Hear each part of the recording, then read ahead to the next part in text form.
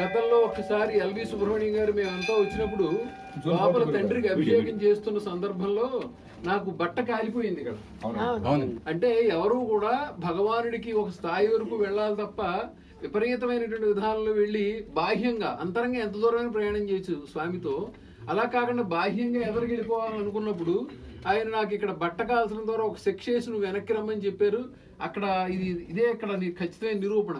ఎందుకంటే అంతకుముందు కూడా నేను ఆంజనేయ స్వామి వారి విషయంలో ఎవరు అడిగిన ప్రశ్నకి ఇదే సమాధానం చెప్పాను.